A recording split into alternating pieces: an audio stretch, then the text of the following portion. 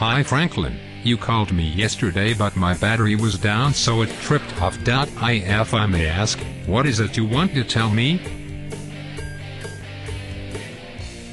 Good morning Professor, how was your day? I have been reading all night. I want to get a better idea on the concept of computers so that I can make a career for myself. That's great. Computers can be defined as an electronic machine that accepts data, processes the data it accepts and gives out the output imminently and accurately. The abacus, discovered by the Egyptians as early as 450 BC, starts the era of computing. Scientists like John Napier, Blaise Pascal and Gutenberg made various inventions that aided in modern-day computing. Wow. That sounds good. I feel excited about this. I feel like I'm about to rock and roll now, Professor. Oh, I am sorry to interrupt you, sir. Shall we? Computers are made up of two parts, namely, hardware and software component. The hardware components are the physical devices that we can feel and touch. These parts include monitor, keyboard, mouse, speakers, joysticks, etc. The software components can be defined as an intelligence that control a complete computer circuitry. They are those parts that we cannot feel and touch but can see their operations in the monitor. The hardware parts are subdivided into input and output medias. The input media are the keyboard, mouse, joysticks, etc.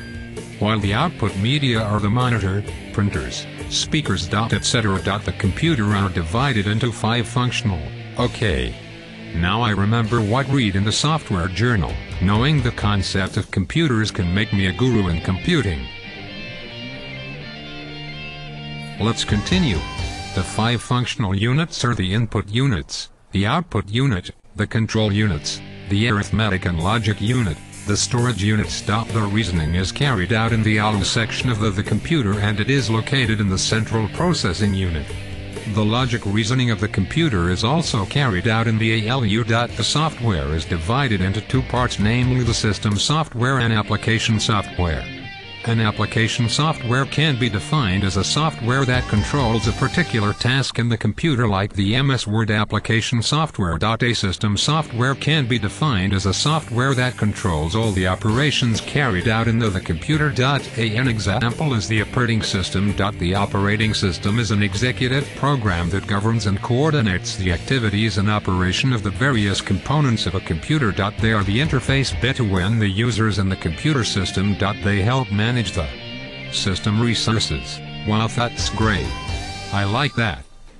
Before outlining the functions of operating system, it is vital to state here that the operating system is not only useful in memory management, but also in process, device and information management. Due to the importance and relevance of operating system to the operation of computers, the operating systems is usually resident in the primary main memory throughout the time a computer is running. Operating system can be grouped into many types. An example is the single-user non-interactive OS. This OS is a stand-alone operating system that allows only a user to operate the computer at the same time, such as usually installed in PCs. T cannot communicate with the system as he does his work. An example of this is the batch operating system used for batch processing. Another example is the single-user interactive operating system. This is also a standalone operating system that allows only a user to operate the computer at the same time. It is the same with the first type I described earlier, except that it is purely, "That's cool, but I can't memorize all you told me now." Do you have a blog where you uploaded this stuff so I can go and read them? Yes, of course. You can log into www.anumafranklin.wordpress.com/software 2.0. There you can read them.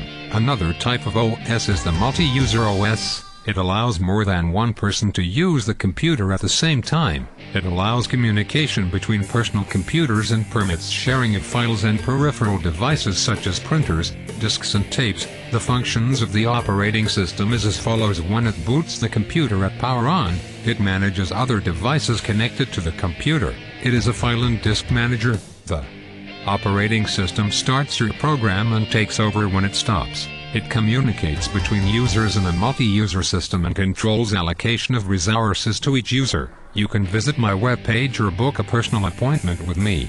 That is lovely. I will reach you on phone 2 days coming and I will visit your webpage. Thank you very much, Professor.